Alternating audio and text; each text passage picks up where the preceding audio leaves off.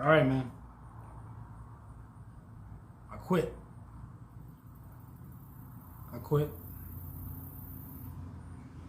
This is just way too difficult. I don't think I can hack it. I thought I could, but the road's too hard. It's too narrow for me. I guess I'm not as strong as I thought I was. The broad road instead of the narrow one. I guess you all were right.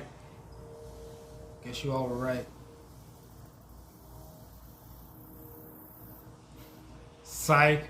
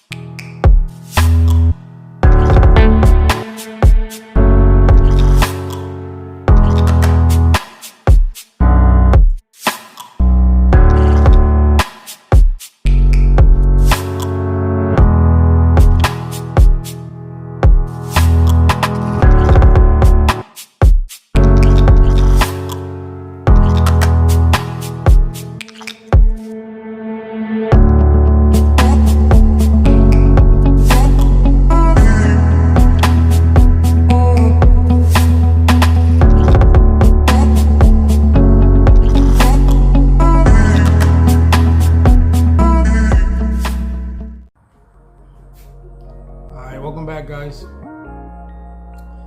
So I want to talk a little bit about one of my favorite parables.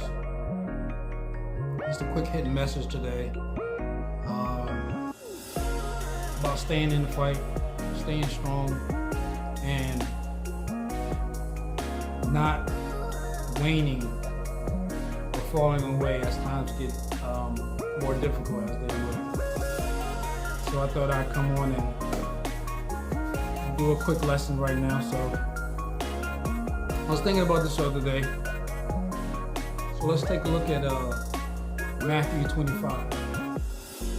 Matthew 25.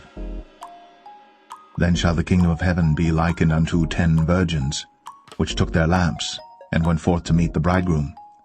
And 5 of them were wise, and 5 were foolish. They that were foolish took their lamps, and took no oil with them. But the wise took oil in their vessels with their lamps. While the bridegroom tarried, they all slumbered and slept. And at midnight there was a cry made, Behold, the bridegroom cometh, go ye out to meet him. Then all those virgins arose, and trimmed their lamps. And the foolish said unto the wise, Give us of your oil, for our lamps are gone out. But the wise answered, saying, Not so, lest there be not enough for us and you. But go ye rather to them that sell, and buy for yourselves. And while they went to buy, the bridegroom came, and they that were ready went in with him to the marriage, and the door was shut. Afterward came also the other virgins, saying, Lord, Lord, open to us. But he answered and said, Verily I say unto you, I know you not. Watch therefore, for ye know neither the day nor the hour wherein the Son of Man cometh.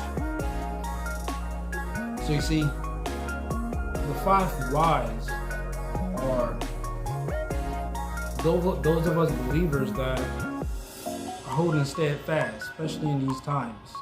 To have oil in our lamp is to continue to burn and be focused, be steadfast, be seeking the kingdom at all costs. Carefully making decisions that keep us on a narrow path in life. Having faith in what we can't see, but what we believe in our hearts. Not knowing the day or the hour when Yahushua returns, but being determined and staying on that path no matter what. And the five foolish are likened to those that are believers, but over time, depending on the things that they've experienced in their life, kind of fall back. They start to lose that fire. They start to doubt the return of the Messiah, HaMashiach. They start to doubt it in their hearts. Their focus then shift towards this world, this material world. They look for it for answers as opposed to looking for the answers and the help and the guidance from the Father and through His Son.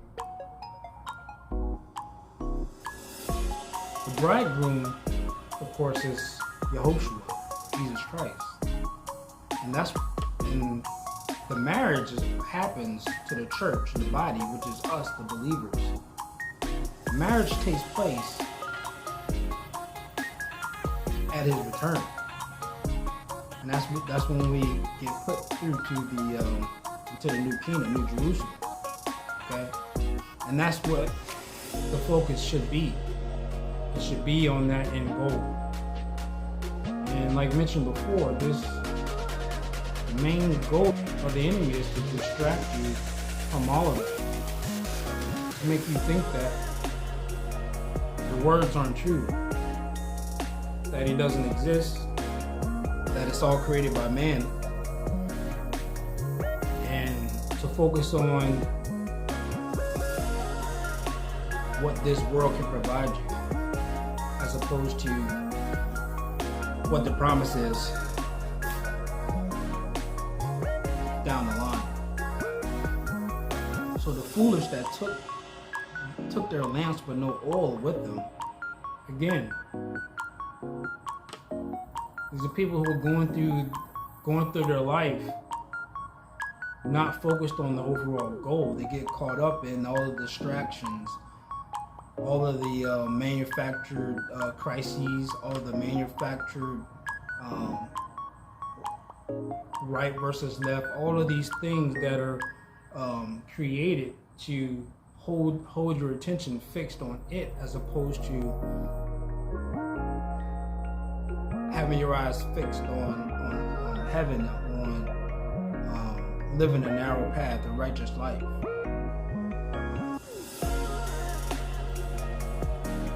So at midnight, there was a cry made, "Behold, the bridegroom coming."